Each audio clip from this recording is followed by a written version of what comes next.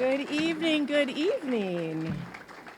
Thank you, Jeremy, for that warm introduction. I also want to thank your chair, Nade, for the invitation this evening, and the Spokane Democrats for inviting me to speak tonight. Before I begin, I want to take a moment to ground myself and acknowledge the land that we're on tonight, that we are on the traditional unceded lands of the first people of Spokane, the Spokane tribe. And I honor with deep respect and gratitude their elders, past and present, for their stewardship of this land and its people. I thank them for the privilege of being on their land. Mine is a legacy of stolen people on stolen land. So I add my voice to the struggle for Black liberation and the movement for Black lives, and would invite you all to join me. Thank you. Would invite you all to join me and take a moment in considering the many legacies of violence, displacement, migration, and settlement that bring us all into this space. And I hope that you will consider uncovering these truths at your meetings and events moving forward. Thank you. Like Jeremy mentioned, my name is April Sims. My pronouns are she and her, and I have the privilege of serving as president of the Washington State Labor Council, AFL-CIO. Yeah, labor's in the house tonight. The Washington State Labor Council is the umbrella labor organization in our state, representing about 600 locals, over 600,000 unionized workers in every industry, sector, and corner of this beautiful state. Many in the house tonight. If you are laboring in the house, make a little noise. Yeah, I see you. Spokane is a union town and Washington is a union state. Now, my service in the labor movement comes with the distinction of being the first woman in Washington, the first Black woman in the country, elected to lead a state AFL-CIO organization.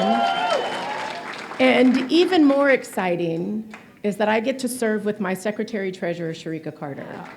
Mine and Sharika's historic and uncontested election means Washington is the only state in the nation with a labor movement led by two Black women. And while some might say that that says a little something about me and Sharika and our leadership, I think it says even more about the labor movement in Washington State and the dynamic labor leaders who help lead this work and their deep commitment to racial, gender, and economic justice. Now, I wasn't planning to tell my story tonight, my personal story, but I was talking to Chuck and Karen Contardo. I don't know where they are, but we were having a conversation. I see you. We were having a conversation earlier about how the economy is shaping our politics and the impact that losing good, high-road union jobs is having in our rural communities, which is a story I know personally. See, I was raised by a single mother of three, and my mom, Cherie, believed in hard work and the American dream. She didn't expect to get rich, but she did expect that if she worked hard and if she played by the rules, she'd have the dignity that comes from making enough money to take care of her family, that she'd be able to pay the bills, put food on the table, and if she planned just right, put up a little something so she could retire one day. But that dream wasn't our reality because we were poor. And we weren't money is tight, wait till next payday poor. We were they just cut off the electricity poor. We were on and off welfare for most of my childhood, and my mom wasn't lazy. That's the thing, she worked. She was one of the hardest working women I knew. Sometimes she'd work two jobs, right before school started or around the holidays when money was especially tight. But hard work was never enough because something would inevitably happen. One of us would get sick and she'd miss work. Like the time we all got the flu and we did the thing that kids do. We didn't get sick all at once, but rather back to back to back. Some of you know what I'm talking about. She didn't have paid sick leave. She missed 6 days of work. And since she didn't work, she didn't get paid. And since she didn't get paid, she couldn't pay the rent. So for a while, we were homeless and had to go back on welfare. Sometimes she'd quit because the working conditions were bad. Like the winter, she worked the early shift at the dry cleaners. And the manager refused to turn on the heat because she was the only one working. And I used to get up early and watch her prepare for her shift, and she'd put on her multiple layers of long johns, fill up her big thermos of coffee, and head out the door. And I remember her coming home with fingers still stiff from the cold. I remember her frustration and her desperation that we just couldn't get ahead. For every 3 steps she would take forward, something would push her back. and we were trapped in this cycle of poverty. But then she got a union job, and things changed. And I remember her coming home from her interview, and she said, "Baby, if I can just get this job, it's going to change our lives." She was right. Her union negotiated a contract that made sure her hard work was rewarded with a livable wage so she could pay the light bill. Her union contract included good benefits like paid sick leave and health care, so she didn't worry about how she was going to make the rent when my brother and sister and I all got the chicken pox back to back to back. Her union fought for her. When the state reclassified her position and her union fought for back pay, she used that money to buy her first car. And it meant she didn't have to take the 1.5-hour bus trip from our house on the hilltop in Tacoma all the way out to Western State Hospital where she worked. Her union gave her a voice. When her supervisor was making inappropriate comments, she didn't want to say anything. She didn't want to risk her job because she knew her kids were counting on her. She did mention it to a coworker who happened to be a union shop steward. And her union shop steward, that's right, told her, "Cherie, you're not the one who needs to worry about losing your job." And after 30 years of hard work and commitment, my mom retired with economic dignity and financial stability because of her union pension. Y'all can give it up for that. Because when I tell you, Cherie is living her best life right now. She's traveling as we speak. I share that with you because I know firsthand the difference that our work makes in the lives of workers, families, and communities. And I know that my mom was able to realize the American dream because of our collective work. And that dream is under attack. So I'm going to do a quick experiment. Raise your hand if you've ever heard, "This is the most important election of our lives." Okay, just a quick temperature check. Keep your hand up if you've ever said it. Okay, all right. Then I know I'm in the right room. Because what's at stake for workers, families, and communities in the November election both keeps me up at night and gets me out of bed in the morning. So I won't tell you all that this is the most important election of our lives, because that'd be trite at this point. But I will tell you that the stakes have never been higher. The stakes have never been higher for workers and for women, for immigrants and refugees, for Native and Indigenous people, for Black and brown folks, for our queer and transgender community, for young people, for our planet, for our democracy. Each of us in this room bore witness to the impacts of the Trump administration, and we're still reeling from those consequences today. And we know the Republicans' plan for our future. It's a future of scarcity, a future of oppression, and a future of struggle. But it doesn't have to be that way. When we work together, when we leverage our collective institutionally recognized power, we can create the world we imagine. A world where everyone has enough, where everyone has what they need not just to survive, but to thrive. And that's why I'm here tonight. I mean, listen, folks, it's 67 degrees at home this weekend, and my garden is calling me. I am supposed to be planting peas.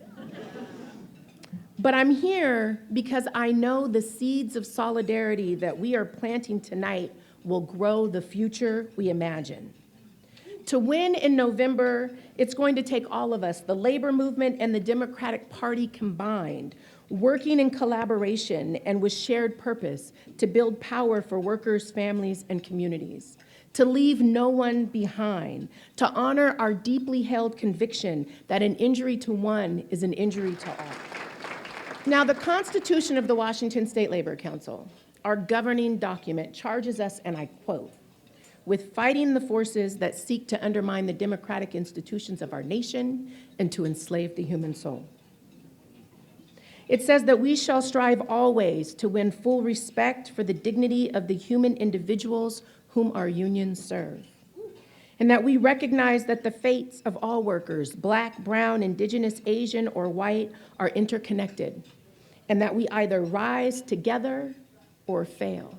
And I know that the Spokane Democrats believe that government exists to achieve, as a community, state, and nation, what we cannot achieve as individuals. That's right. And to fight for equity for all. So we not only share the same values, we share the same deep belief that our solidarity is our strength. We recognize that we cannot do this alone, but together, look around this room. We are a force. Together, we can fight the forces that seek to enslave the human soul. Now, alone, we are limited in our experiences, in our perspectives, and in our solutions. But together, there is no fight we cannot win. So when I was thinking about what I might leave you all with, I was thinking about the time I watched Wonder Woman with my family. Now, I'm Team Marvel, but it was during the pandemic, so you do what you gotta do. And I remember watching Wonder Woman fly through the air. And I remember thinking, man, if I could fly, how would I do it? Would I fly with my hands up in the air, out to the side like an airplane, behind me like a dart? I spent most of the movie examining the advantages and the disadvantages of these three ways to fly. And when the movie was over, I asked my family, if y'all could fly, how would you do it? Up in the air, out to the side, behind you like a dart. And my youngest daughter, Naya. Now, Naya is admittedly A-type. She is a neurotrauma ICU nurse. So that gives you a little indication of her level of focus. She's got very little time to mess around. Naya said, no, Mom, I wouldn't fly like that. I would fly with one hand up, one hand bent, one leg straight, one knee bent, so I could have maximum aerodynamic movement through the sky. And I thought, I didn't even think about that you could fly with one hand up and one hand bent.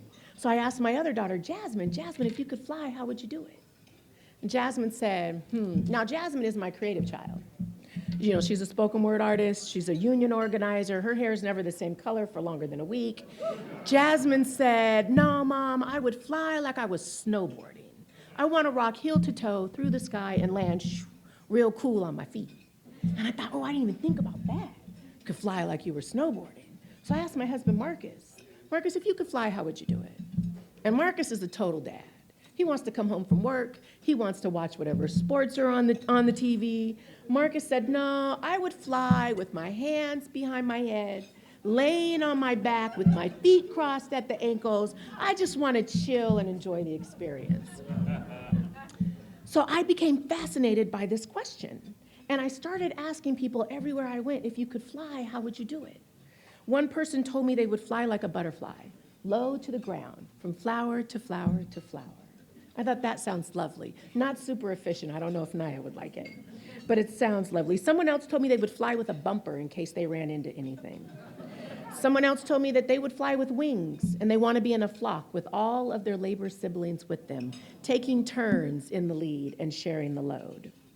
Someone else said that they would fly by flapping their arms and their legs. I haven't figured that one out.